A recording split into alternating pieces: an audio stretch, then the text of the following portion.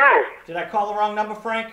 You called the wrong number, but that's okay. How you doing? I just had Jonathan R. Eller on, and he has these fascinating books on Ray Bradbury. He is basically the archivist for Ray Bradbury. Okay. And he's What's got Bradbury doing these days? Huh?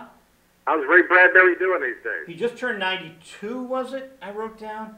But they have the Center for Ray Bradbury Studies at the Indiana University, Purdue University. I mean, isn't this great? That is. I think he's from the Midwest originally, right? He's in California now. Yeah, he's been in California since he was a kid, but I think he comes from the Midwest. Now, isn't this exciting? We have Johnny Cash. Johnny Cash, yeah. How much time we got? Not much. 5 minutes. We get 5 minutes. Okay, 5 minutes. Well, that's a good time to give me because the name of the movie is 5 Minutes to Live. Aha. 1961, Johnny Cash had made some dramatic appearances on television, but this was his first feature film. And he sings throughout it. He always seems to have his guitar handy, but he plays a pretty cold-blooded, well, not to put a nice word on a cold-blooded killer. And the first person he wipes out in the movie is the woman who loves him. That happens in the first few minutes, so I'm not giving anything away. And it's a blackmail, kidnap type movie. You know, hold the hostage and get some money out of the husband. And it has a combination of people that some of your audience would have heard of. Johnny Cash, of course, and Donald Woods, who's an old Hollywood regular.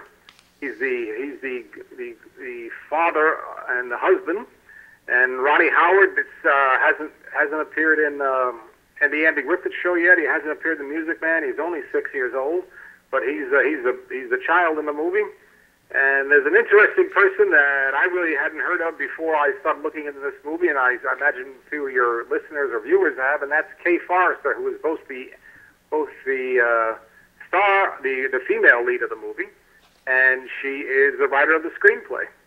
Fascinating. I want to point out she's writing the screenplay because I was watching the movie with my wife, and she kept saying how sexist it was, and I kept saying, yes, but a woman wrote it, so don't blame me. And you know, every week, no matter what we're showing, you ask me, is this kind of film noirish? And I'd say half of it is and half of it's not. It begins with two worlds which collide, and the one world is the shadowy world of the killers, the gamblers, the guys out on the make, and that's Johnny Cash and Vic Tayback, and I think Vic Tayback, who many people remember as Mel in of Mel's Diner in the Alice Show, and then he had some fame after that. But he's there as quite a young gangster type, and I think he steals his scenes, and he seems to carry film noir with him wherever he goes in this movie. Well, if Johnny Cash is the Man in Black, he is. Yes, and the two film noir. The two of them together are the best thing about the movie. When they're on screen together, you have to kind of swallow a little because Johnny Cash is a gangster from New Jersey, and how they came up with that, I don't know. But it doesn't sound like anybody from New Jersey I ever know. And but when the two of them are on screen together, there's a real chemistry there. Now, it's a low-budget movie. Johnny Cash has great screen presence. Not the best actor in the world. In fact, you know, too many eye movements. I would have said, Johnny, if I was directing, I would have said, Johnny, tone it down a little bit.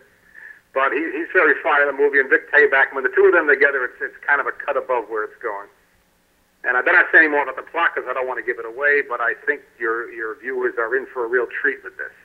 And for everyone watching right now, it's 8:53 at night, and these films run tomorrow night at 9 on Friday evenings. After this show is Reeling, which is a movie program.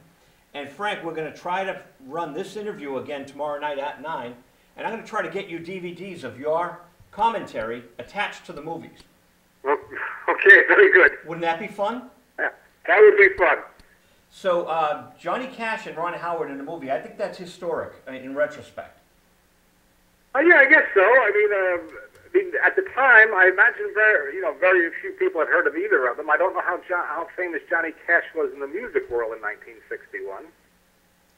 He was 29, so my guess is he looks a little spaced out in the movie. It might be when he was, having his problem with drugs, which he overcame. And Ron Howard, I don't know if I've ever seen him younger than this. This is not his first television or movie appearance, but he's quite young. He's much younger than Opie from Andy Griffith, and he's noticeably younger than the role he played in The Music Man.